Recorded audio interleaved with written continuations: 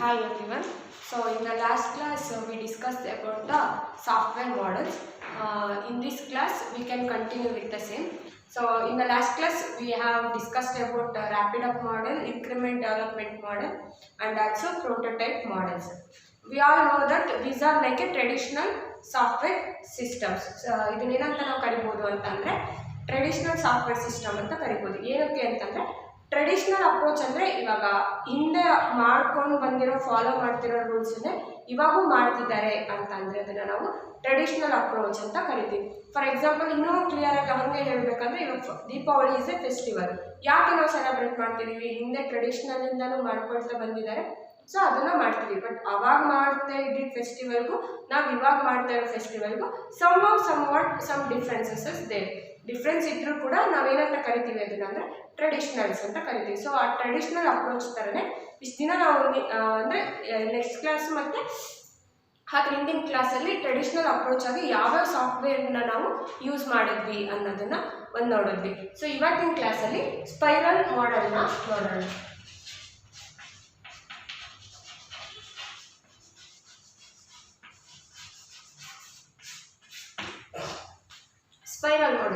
Spiral ಮಾಡೆಲ್ನಲ್ಲಿ ಏನಪ್ಪ ಅಂತಂದರೆ spiral ಅಂತ ಯಾಕೆ ಹೆಸರಿದೆ ಅಂದರೆ so it is like A software approach ಹೆಂಗಿರುತ್ತೆ ಅಂತಂದರೆ in the shape of spiral ಥರನೇ ಇರುತ್ತೆ. ಸೊ ಅದಕ್ಕೆ ನಾವು ಇದನ್ನು ಏನಂತ ಕರಿತೀವಿ ಅಂತಂದರೆ ಸ್ಪೈರಲ್ ಮಾಡೆಲ್ ಅಂತ ಕರಿತೀವಿ. So let's discuss spiral model ಏನಂತಂದರೆ the radial dimension of the model presents the cumulative cost. Cumulative cost ಅಂತಂದರೆ ಹೆಂಗೆ ಅಂತ ಹೇಳ್ತಾರೆ ಅಂತಂದರೆ ಕಮ್ಯೂಟೇಟಿವ್ ಕಾಸ್ಟ್ ಅಂತಲೂ ಅದನ್ನು ಹೇಳ್ತಾರೆ.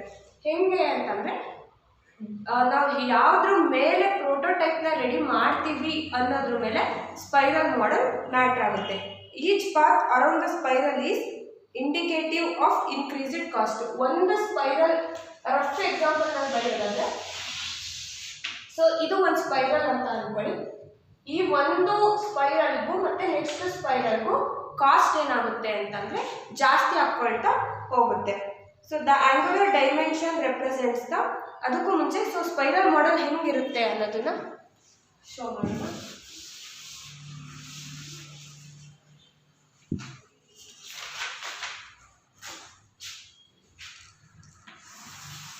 ಸೊ ಇದು ಎಕ್ಸ್ ಆಕ್ಸಿಸ್ ಮತ್ತು ವೈ ಆಕ್ಸಿಸ್ ಅಂತ ತಗೊಂಡ್ರೆ ಇದನ್ನ ಏನಂತ ತಗೊಳ್ತಾರೆ ಅಂತಂದ್ರೆ ಕಮ್ಯುಲೇಟಿವ್ ಕಾಸ್ಟ್.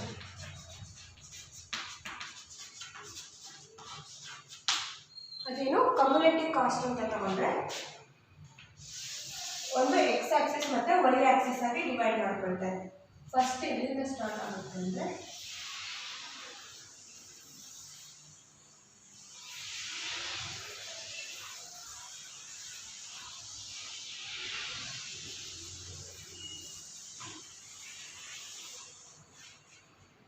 ಸೊ ಇಲ್ಲಿಗೆ ಅಟ್ಯಾಚ್ ಆಗುತ್ತೆ. Process through steps.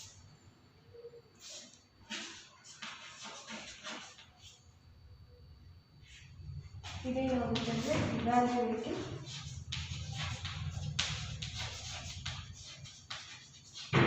Evaluate, alternative. ಇಲ್ಲೆಲ್ಲ ಏನು ಮಾಡ್ತಾರೆ ಅಂದರೆ RA is nothing but risk analysis. So ಇದು ಒಂದು prototype 2.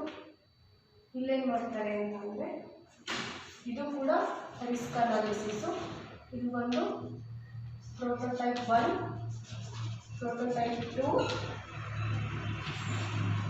prototype 3, then operational prototype.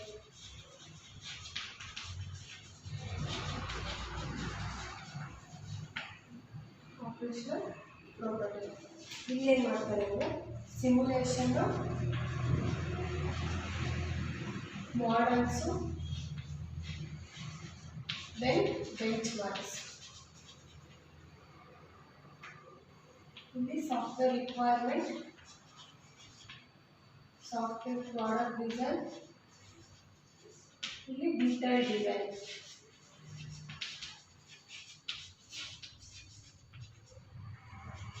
Detail ಡಿಸೈನಲ್ಲಿ ಏನೇನು ಬರುತ್ತೆ ಅಂತಂದರೆ ಕೋಡ್ ಯಾವುದು ಯೂಸ್ ಮಾಡ್ತೀವಿ, ಯೂನಿಟ್ ಟೆಸ್ಟಿಂಗ್,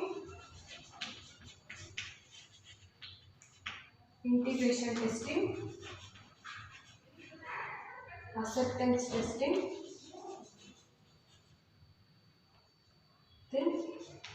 implementation.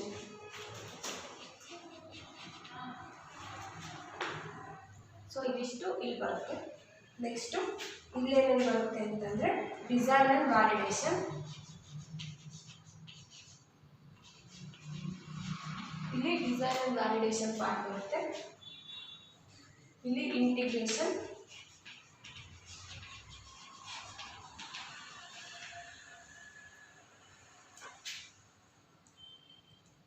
ಸೊ ಇದನ್ನು ನಾವು ಫೇಸ್ 1, ಫೇಸ್ 2 ಮತ್ತು ಫೇಸ್ 3, ಫೇಸ್ 4 ಅಂತ ತಗೊಳ್ತಾರೆ. ಇಲ್ಲಿ plan, next objectives,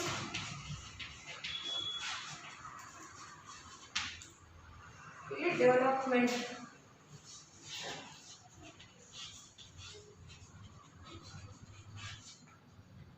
this is what spiral model. So students, this is a very important for your final year exams. So ಈ question 10 marks ಗೆ ಕೇಳಬಹುದು, what is spiral model and explain ಅಂತ. So ಆವಾಗ ನೀವು ಕೇಳಿದ್ರು ಅಂತಂದ್ರೆ ನೀವು ಈ ಡಯಾಗ್ರಾಮ್ ಕೂಡ ಬರೆದು ನೀಟಾಗಿ ಎಕ್ಸ್ಪ್ಲೈನ್ ಮಾಡಬೇಕಾಗುತ್ತೆ. ಸ್ಪೈರಲ್ ಮಾಡೆಲ್ ಅನ್ನ ನಾವು ಇವಾಗ ತಿಳ್ಕೊಳ್ಳೋಣ ಏನೇನಿರುತ್ತೆ ಅಂದರೆ the radial dimension of the model represents the cumulative cost. Radial dimension ಅಂದರೆ these are all the radial dimension.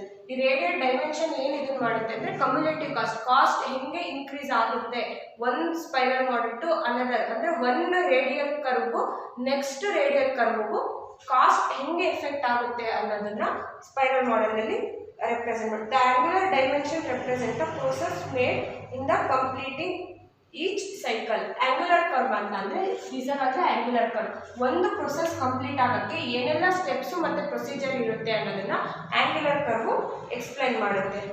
Each loop of the spiral from X axis clockwise through 360 represent one phase. One phase ಹೆಂಗೆ ಅಂದರೆ ಒಂದು ಕರ್ವಿಂದ start ಆಗಿ up to 360ವರೆಗೂ ಒಂದು complete ಆಯಿತು ಅಂತಂದರೆ ಅದನ್ನೇನಂತ ತಗೊಳ್ತಾರೆ ಅಂದರೆ ಒನ್ ಲೈಫ್ ಸೈಕಲ್ ಫೇಸ್ ಅಂತ ಕರೀತಾರೆ. One life cycle phase means we all know that increment ಮಾಡೆಲಲ್ಲಿ ನಾವು ಏನು ಮಾಡಿದ್ವಿ ಅಂದರೆ ಇಟರೇಟಿವ್ ವೇ ಆಗಿ ನಾವು ಒಂದೇ ರಿಲೀಸ್ನ ಮಾಡ್ತಿರ್ತೀವಿ. ಸೊ ಇಲ್ಲೂ ಕೂಡ ಒಂದು ಕ್ಲಾಕ್ ವೈಸ್ ಅದು ರೊಟೇಟ್ ಆಗ್ತಿದೆ ಅಂತಂದರೆ it is a completion of one phase ಅಂತ ನಾವು ಹೇಳ್ತೀವಿ ಅದನ್ನು. Next one phase is split ರಫ್ಲಿ into 4 sector of major activities. ಆ ಒಂದು ಫೇಸ್ನ ನಾವು 4 ವೇ ಆಗಿ ಸ್ಪ್ಲಿಟ್ ಮಾಡ್ತೀವಿ. ಯಾವ್ದಾವ್ದು ಅಂತಂದರೆ ಫಸ್ಟ್ ಯಾವುದು ಅಂತಂದರೆ ಪ್ಲಾನಿಂಗ್. ಸೊ ಫಸ್ಟ್ ಒನ್ ಯಾವುದು planning, second one RA risk analysis, third one ಯಾವುದು ಡೆವಲಪ್ಮೆಂಟ್, ಫೋರ್ತ್ ಒನ್ ಯಾವುದು ಅಸೆಸ್ಮೆಂಟ್. ಸ್ಪೈರಲ್ ಮಾಡೆಲಲ್ಲಿ there are major important factor ಯಾವ್ಯಾವ ಅಂದರೆ 4. ಫಸ್ಟ್ ಒನ್ ಯಾವುದು ಪ್ಲಾನಿಂಗ್, ಸೆಕೆಂಡ್ ಒನ್ ಯಾವುದು RA risk analysis, third one ಯಾವುದು development, fourth one ಯಾವುದು ಅಂದರೆ ಅಸೆಸ್ಮೆಂಟ್. ಪ್ಲಾನಿಂಗಲ್ಲಿ ಏನು ಮಾಡ್ತಾರೆ ಅಂತಂದರೆ determination of objectives, alternatives and constraints. ಪ್ಲಾನಿಂಗಲ್ಲಿ ಬರುತ್ತೆ ಅಂದರೆ ಈ ಫೇಸಲ್ಲಿ ಬರುತ್ತೆ, ಫಸ್ಟ್ ಫೇಸಲ್ಲಿ. ಸೊ ಇಲ್ಲೇನು ಮಾಡ್ತಾರೆ ಅಂದರೆ ಯಾವ್ಯಾವ ಆಬ್ಜೆಕ್ಟ್ಸ್ ಬೇಕು, ಆಬ್ಜೆಕ್ಟಿವ್ಸ್ ಮೀನ್ಸ್ ರಿಕ್ವೈರ್ಮೆಂಟ್ಸ್ ಏನೇನು ಅನ್ನೋದನ್ನ ಎಲ್ಲಿ ಅನಲೈಸ್ ಮಾಡ್ತಾರೆ ಅಂದರೆ ಫಸ್ಟ್ ಫೇಸಲ್ಲಿ ಅನಲೈಸ್ ಮಾಡ್ತಾರೆ. ಸೆಕೆಂಡ್ ಯಾವುದು ಅಂದರೆ risk analysis, analyse the alternatives and attempt to identify and resolve the risk involved. Second phase ಯಾವುದು ಅಂತಂದರೆ ಇಲ್ಲಿ ರಿಸ್ಕ್ ಇನ್ವಾಲ್ವ್ಡ್. ಇಲ್ಲಿ ನೋಡಿ RA ಅಂತ ನಾನು ಕೊಡ್ತಾ ಹೋಗಿದ್ದೀನಲ್ಲ, ದಿಸ್ ಈಸ್ ರಿಸ್ಕ್ ಅನಾಲಿಸಿಸ್. ಈ ಫೇಸಲ್ಲಿ ಹೆಂಗೆ ಮಾಡ್ತಾರೆ ಅಂದರೆ ಮ್ಯಾಕ್ಸಿಮಮ್ ರಿಸ್ಕ್ ಯಾವ್ದ್ಯಾವ್ದು ಬರ್ಬೋದು ಅನ್ನೋದನ್ನ ಎಲ್ಲ ಐಡೆಂಟಿಫೈ ಮಾಡ್ತಾರೆ. ಅಂದರೆ ಫೇಸ್ 2 ಅಲ್ಲಿ ಐಡೆಂಟಿಫೈ ಮಾಡ್ತಾರೆ. ಸೊ ಐಡೆಂಟಿಫೈ ಮಾಡಿ ಬಂದಿರೋ ಮೇಜರ್ ರಿಸ್ಕ್ ಯಾವ್ದ್ಯಾವುದು ಮತ್ತು ಅದಕ್ಕೆ ಮ್ಯಾಕ್ಸಿಮಮ್ ಅಥವಾ ಸೊಲ್ಯೂಷನ್ಸ್ನ ಹೆಂಗೆ ಮಿನಿಮೈಸ್ ಮಾಡಬೇಕು ಅನ್ನೋದನ್ನ ನೋಡೋದನ್ನ ಸೆಕೆಂಡ್ ಫೇಸಲ್ಲಿ ಮಾಡ್ತಾರೆ. ಥರ್ಡ್ ಒನ್ ಯಾವುದು development, product development and testing part ಇಲ್ಲಿ ಬರುತ್ತೆ. ಸೊ ಥರ್ಡ್ ಒನ್ನಲ್ಲಿ ಯಾವುದು ಅಂದರೆ ಪ್ರಾಡಕ್ಟ್ ಡೆವಲಪ್ಮೆಂಟ್ ಮಾಡೋದು. ಸೊ ಪ್ರಾಡಕ್ಟ್ ಡೆವಲಪ್ಮೆಂಟಲ್ಲಿ ಯಾವುದಾದ್ರೂ ಒಂದು ಕಾಮನ್ ಆಗಿರೋ ಒಂದು ಮಾಡೆಲ್ನ ಯೂಸ್ ಮಾಡ್ಕೊಳ್ತಾರೆ. ಪ್ರಾಡಕ್ಟ್ ಡೆವಲಪ್ಮೆಂಟ್ ಮತ್ತು ಟೆಸ್ಟಿಂಗ್ ಎಲ್ಲ ಆಗುತ್ತೆ ಅಂದರೆ ಥರ್ಡ್ ಫೇಸಲ್ಲಿ. ಫೋರ್ತ್ ಫೇಸಲ್ಲಿ assessment is nothing but customer evaluation.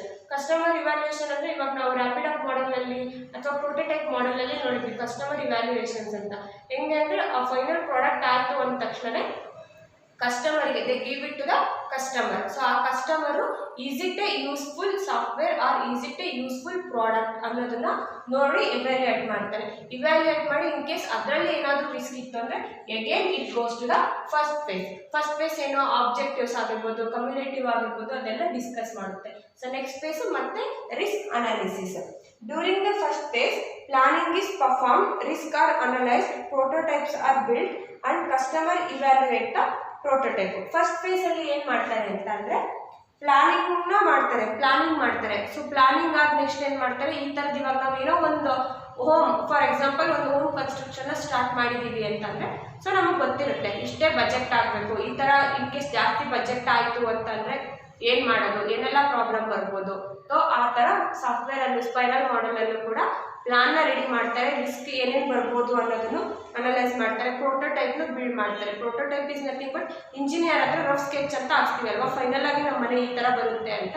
So ಅದೇ ಥರ ಇಲ್ಲೂ ಕೂಡ ಪ್ರೋಟೋಟೈಪ್ನು ಎಲ್ಲದನ್ನು ರೆಡಿ ಮಾಡ್ತಾರೆ.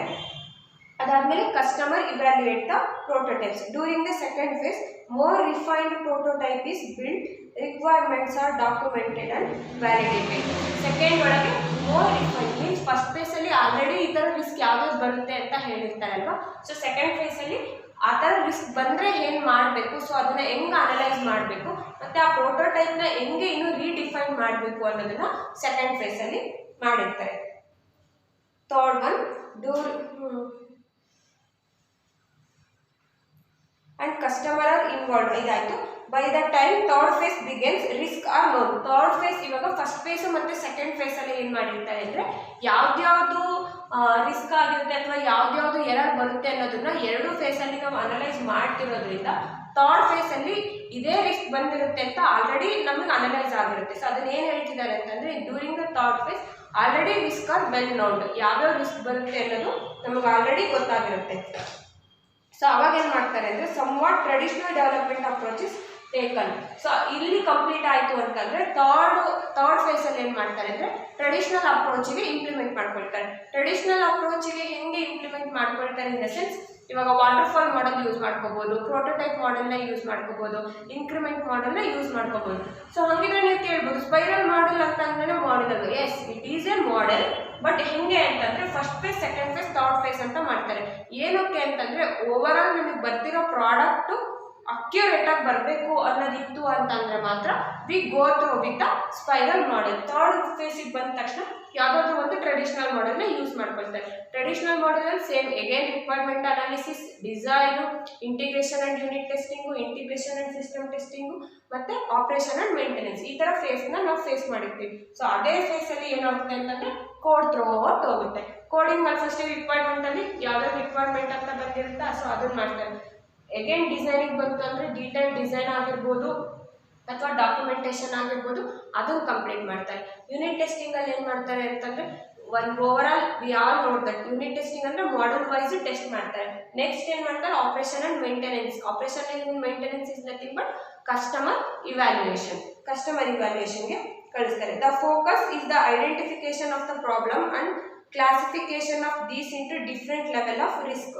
The aim began to eliminate the high risk problem before threaten the software operations or cost. ಇದ್ರದ್ದು ಮೇನ್ ಏನಪ್ಪ ಅಂತಂದರೆ ಹೈ ಲೆವೆಲ್ ರಿಸ್ಕ್ ಏನಿದೆ ಅನ್ನೋದನ್ನ ಇನಿಷಿಯಲಿನೇ ಐಡೆಂಟಿಫೈ ಮಾಡ್ಕೊಳ್ತಾ ಹೋಗ್ತಾರೆ.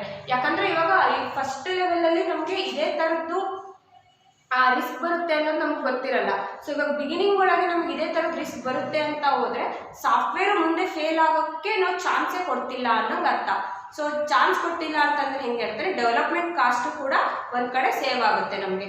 ಏನಕ್ಕೆ ಅಂತಂದರೆ ಇವಾಗ ಏನೋ ಒಂದು ಸಾಫ್ಟ್ವೇರ್ ಮಾಡ್ತಾ ಇದ್ದೀವಿ, ಪ್ರಾಡಕ್ಟ್ ಮಾಡ್ತಿದ್ದೀವಿ, ಅದು ಮಿಡಲಲ್ಲಿ ಎಲ್ಲಾದರೂ ನಮ್ಗೆ ಫೇಲ್ ಆಯಿತು ಅಂತ ಅಂದರೆ ಆ ಸಾಫ್ಟ್ವೇರ್ ಕಾಸ್ಟು ಕೂಡ ನಮಗೆ ಉಳಿಯುತ್ತೆ ಮತ್ತು ಸಾಫ್ಟ್ವೇರ್ ರಿಟರ್ನ್ ಕೂಡ ತಪ್ಪುತ್ತೆ.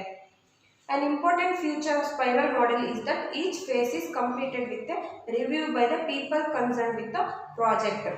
ಇದ್ರ ಇಂಪಾರ್ಟೆಂಟ್ ಕನ್ಸರ್ನ್ ಏನು ಅಂತ ಅಂದರೆ ಮೇನ್ ಏಮ್ ಅಥವಾ ಮೇನ್ ಏಮ್ ಅಂತಲೇ ಹೇಳ್ಬೋದು. Important concern of spiral model ಏನಂತಂದರೆ ಈಚ್ ಸ್ಪೈರಲ್ ಆಗಾದ್ಮೇಲೆ ಅದನ್ನು ಕಸ್ಟಮರ್ ಇವ್ಯಾಲ್ಯೂಯೇಷನ್ಗೆ ಕೊಡೋದ್ರಿಂದ ಸೊ ಆ ಕಸ್ಟಮರ್ಗೆ is it a useful software or not ಅನ್ನೋದು ಕೂಡ ನಮಗೆ ಇಲ್ಲೇ ಈಸಿಯಾಗಿ ಐಡೆಂಟಿಫೈ ಆಗುತ್ತೆ. ಸೊ ಹಾಗಾಗೋದ್ರಿಂದ ಏನಾಗುತ್ತೆ ಅಂದರೆ ಈಚ್ ಲೆವೆಲಲ್ಲೂ ಕೂಡ ಒಂದು ಫೇಸ್ ಕಂಪ್ಲೀಟ್ ಆಗ್ತಿದ್ದಂಗೆ ಕಸ್ಟಮರ್ ಇವ್ಯಾಲ್ಯೂಯೇಷನ್ಗೆ ಕೊಡೋದ್ರಿಂದ ಅಲ್ಲಿ ನಾವು ಈಸಿಯಾಗಿ ಇದನ್ನು ಮಾಡ್ಬೋದು.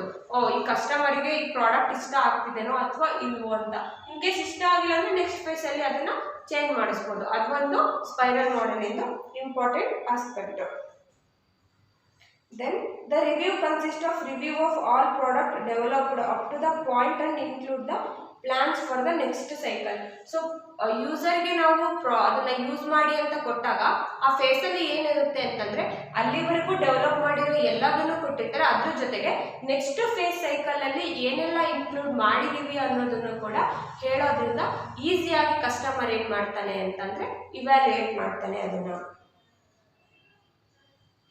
Then these plans may include the partitioning of product in the smaller portion of the development or components that are implemented by the individual group or person. If the plan for the development fails, then the spiral is terminated.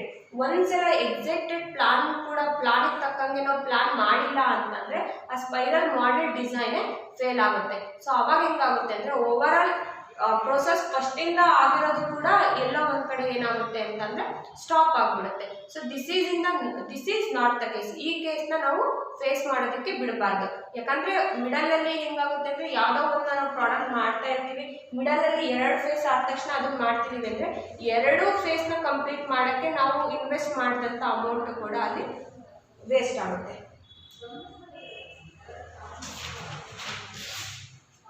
ಓಕೆನಾ?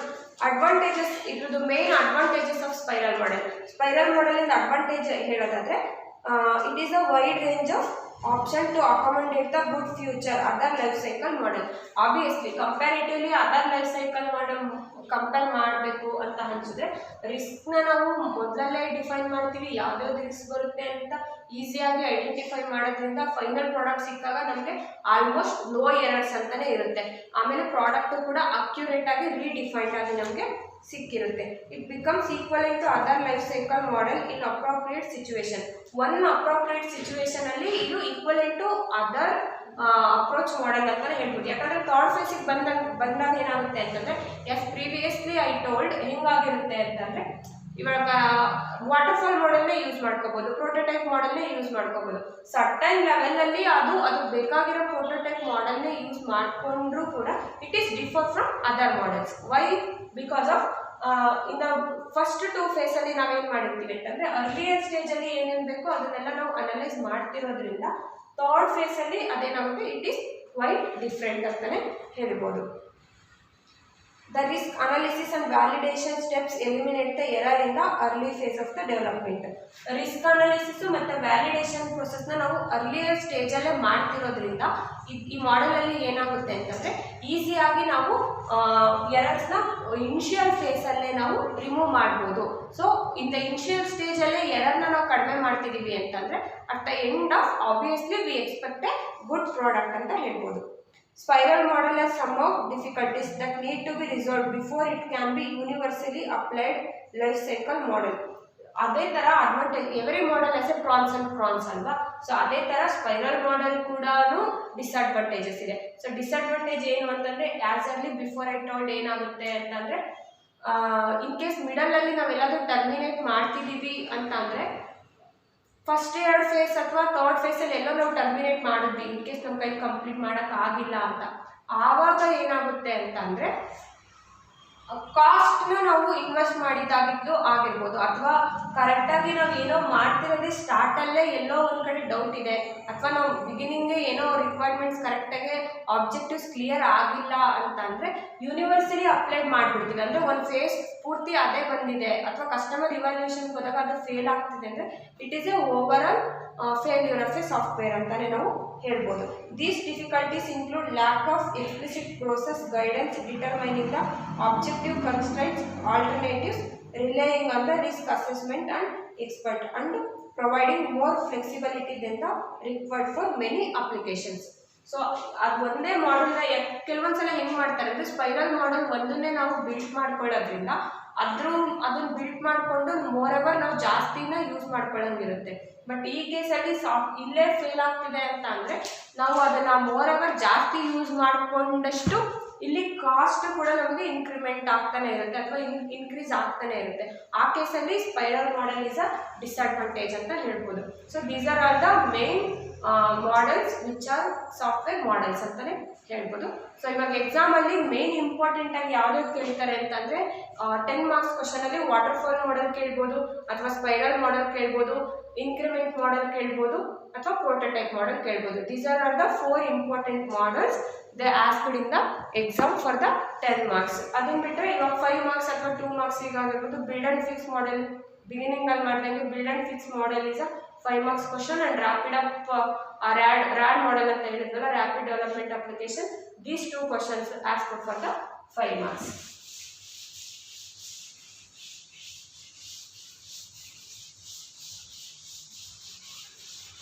So ಇನ್ನು next ಕ್ಲಾಸಲ್ಲಿ ನಾವು ಯಾವುದನ್ನು ನೋಡೋಣ ಅಂದರೆ unified process model ಯಾವ್ದ್ಯಾವುದು ಅಂತ ನೋಡೋಣ. So unified process model means ಹೆಂಗೆ ಯುನಿಕಾಗಿ ಮಾಡೆಲ್ನ ಡಿಫೈನ್ ಮಾಡ್ಕೊಳ್ತಾ ಹೋಗ್ತಾರೆ ಅನ್ನೋದನ್ನ ನೆಕ್ಸ್ಟ್ ಕ್ಲಾಸಲ್ಲಿ ನೋಡೋಣ. So as early I told, very important model is spiral model and waterfall model, prototype model, increment model. So you need to write what are all the means ಅದು requirements ಏನೇನಿದೆ ಅನ್ನೋದನ್ನ ನೋಡ್ಕೊಂಡು exam ಅಲ್ಲಿ ಬರೀಬೇಕು. ಹೆಂಗೆ ಅಂತಂದ್ರೆ ಫಸ್ಟ್ ಅಲ್ಲಿ ನಾವು ಅದ್ರದ್ದು ಫೇಸಸ್ ಯಾವ್ಯಾವ್ದು ಬರುತ್ತೆ ಅಂತ ಕಾಮನ್ ಆಗಿ ಬರೆಯೋದು. ಇವಾಗ ಯಾಕಂದ್ರೆ ಎಲ್ಲ ಮಾಡೆಲಲ್ಲೂ ಕಾಮನ್ ಫೇಸ್ ಯಾವುದು, requirement analysis, design, unit testing and integration, unit testing ಮತ್ತು system testing, implementation, next operation and maintenance. These are all the 5 steps common in all models. ಎಲ್ಲ ಮಾಡೆಲಲ್ಲೂ ಕಾಮನ್ ಸ್ಟೆಪ್ಸ್ ಇದೆ ಇರುತ್ತೆ. ದೆನ್ ಅದಾದ ನೆಕ್ಸ್ಟ್ ಏನು ಬರೀಬೋದು ಅಂತಂದರೆ what are all the advantages ಮತ್ತು ಡಿಸ್ಅಡ್ವಾಂಟೇಜಸ್ ಆಫ್ ದೀಸ್ 2 ಮಾಡೆಲ್ಸ್ ಅಂತಲೂ ಬರೀಬೋದು. ಅಡ್ವಾಂಟೇಜ್ ಮತ್ತು ಡಿಸ್ಅಡ್ವಾಂಟೇಜ್ನ ಬರೆದ್ರೆ you can easily get a full marks. Okay, thank you. Let's continue in the next class.